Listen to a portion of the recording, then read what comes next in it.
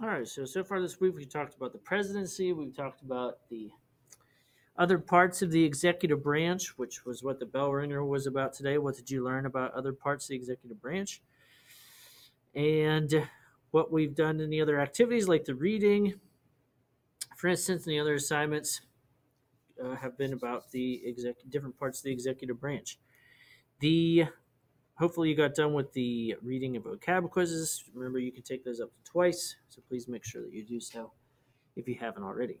So today we'll talk about the other executives that exist, and we'll talk about just some general concepts and then look at some state, local, and national examples that exist within each of these groups.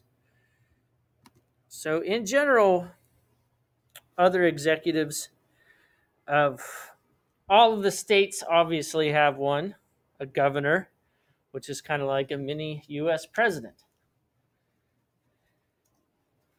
And you'll find these in other countries in the world. Other countries have states or provinces, but really the governors of the United States are some of the most powerful.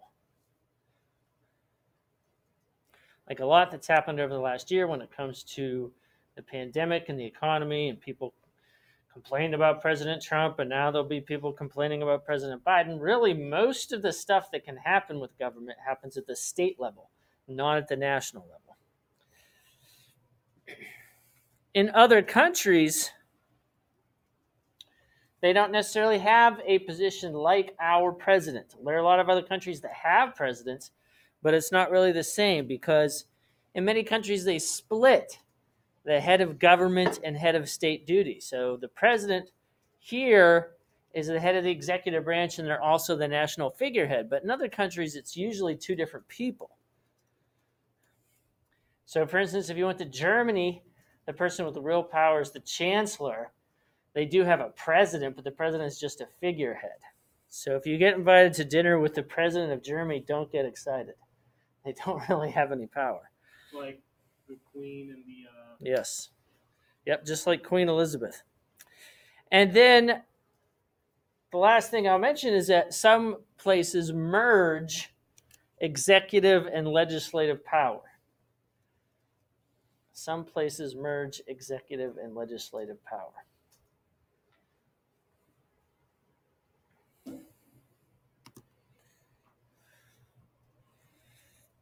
But looking specifically at the states, obviously the governor is the chief executive. And of course, currently in Pennsylvania, that's Tom Wolf. That will be through and including the year 2022. Most of the states, they have 4-year terms, but that's not always the case.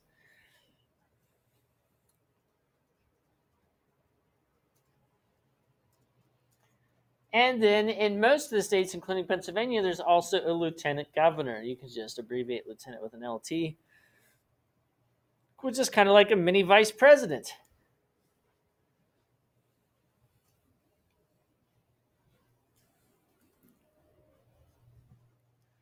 They're there to take over just in case. They preside over the state senate and cast tie-breaking votes. So really a lot of that is the same.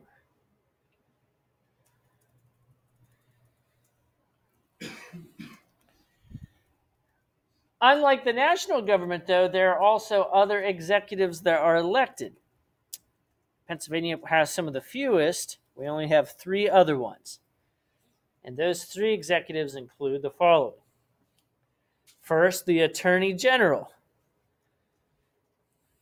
which is basically the state's lawyer.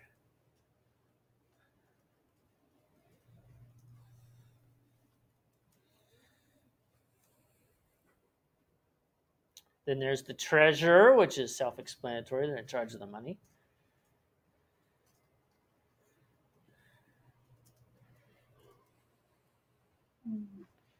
And then the last of these positions is the Auditor General. Auditor. Auditor General.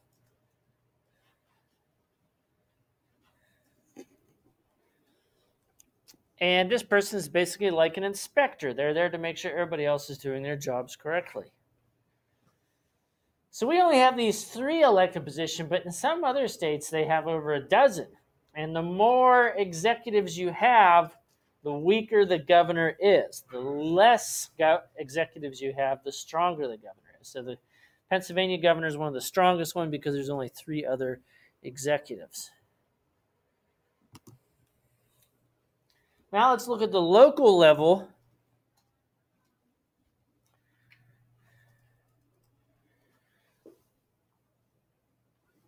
And really, there aren't that many local governments with a specifically elected executive. The most common one, of course, are mayors. Mayors. But just because you have a mayor doesn't mean they're necessarily an executive, because there are 2 different types of mayors.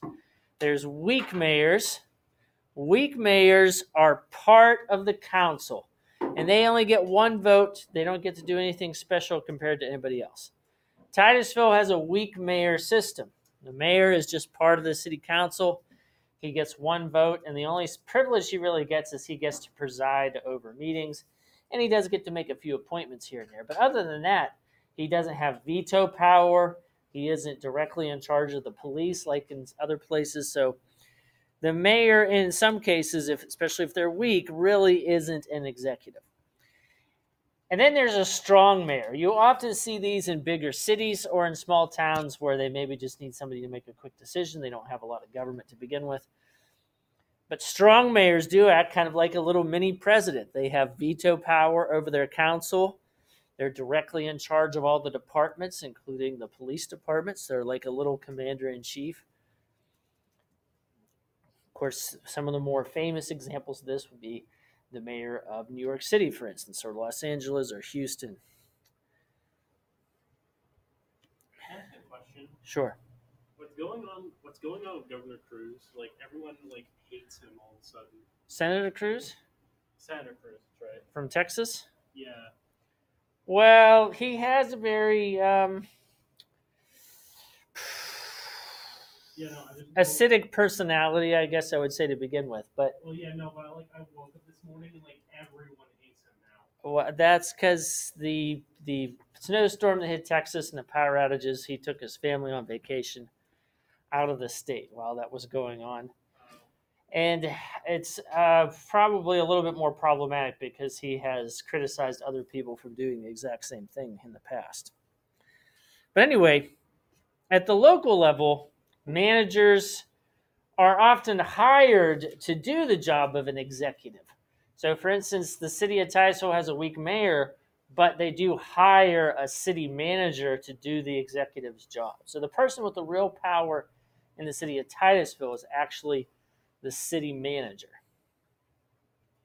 So he runs the day-to-day operations, make sure everybody's doing their job and that bills are paid and so on, and he reports to the city council and says exactly what's happening.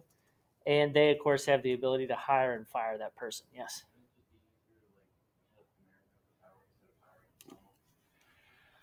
It would be, but then, I mean, you basically have to do the same thing. In a city like Titusville, it would have to be a full-time job, and you'd have to pay the mayor, which would be the same as the city manager.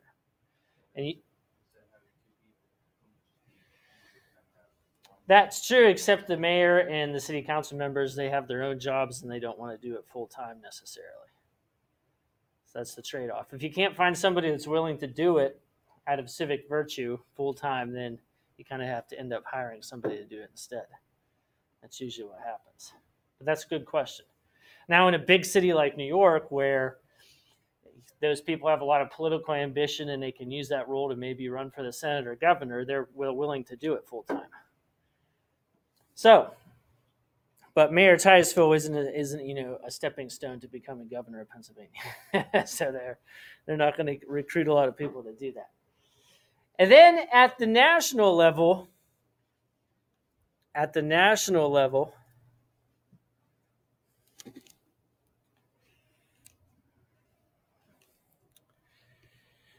there are presidents in other countries, as I mentioned before, and there's 2 types of presidents. Two types of presidents. Figureheads is one type. Figurehead.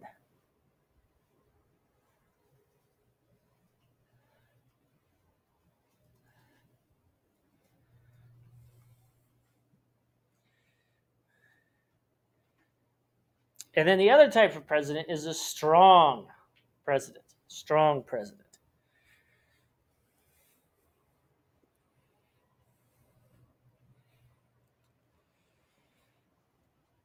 Now, in some cases, like the United States, that works out. In a lot of countries, though, it doesn't, because in places like Russia or many Latin American countries, all that power kind of goes to people's heads and they become incredibly corrupt, like Vladimir Putin, for instance, or the president of Venezuela. So the American form of a strong president doesn't necessarily work for everybody. Doesn't like the UN not recognize the president of Venezuela at the moment? Right, but that hasn't worked. He's still there. Yeah, I remember this because I did a whole project on it. Yeah. So that hasn't worked and he's still there, unfortunately. We did that project too. Didn't we work on that together? Yeah, we did. Then the next type of position that I want to mention would be Prime Minister or Chancellor. Prime Minister or Chancellor. Prime Minister or Chancellor. And you hear about these positions in the news. A Prime Minister or Chancellor is the kind I alluded to earlier. They're a member of both the legislative and executive branch. They're a member of both the legislative and executive branch. So, for instance, the Prime Minister of the United Kingdom, he is the head of government and represents the whole country, but he also represents a tiny little district as a member of the legislative branch. So they do two jobs at the same time. The last one that I'll mention overall would be monarchs, because there are still monarchs.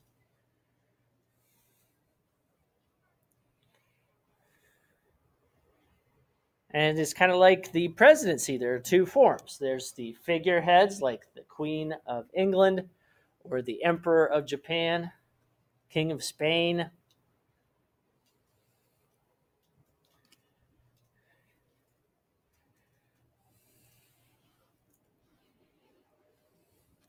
Or the opposite, which we call an absolute ruler. So there's also absolute monarchs, like the King of Saudi Arabia. They basically make all the decisions.